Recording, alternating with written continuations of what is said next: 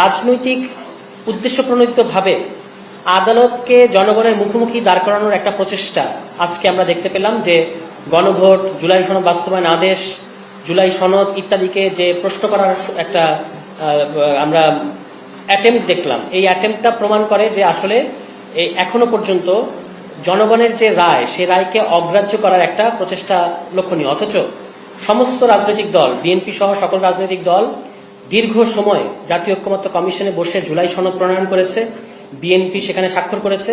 BNP সরকার গঠনের পরে আমরা আশা করেছিলাম যে তারা কালক্ষেপণ না করে, যেটা জুলাই সনদ বাস্তবায়ন আদেশে লেখা আছে, আপনারা দেখবেন যে বিএনপির পক্ষ থেকে একটা প্রশ্ন করা হয়েছে যে আমরা তো সংবিধান সংস্কার পরিষদের সদস্য হিসেবে শপথ নির্বাচিত হই নাই। এটা কিন্তু একটা ভুল প্রশ্ন এবং ভুল যুক্তি আমরা মনে করি। কারণ হচ্ছে যে এটা জুলাই সনদ বাস্তবায়ন আদেশে পরিষ্কার বলা আছে যে আগামী নির্বাচনে যারা নির্বাচিত হবে তারা একই সাথে সংস্কার পরিষদের সদস্য এবং জাতীয় সংসদ সদস্য। কাজে এবং এটাও বলা আছে যে যিনি জাতীয় সংসদ সদস্যদের শপথ পড়াবেন তিনি সংস্কার পরিষদ সদস্যদের শপথ পড়াবেন।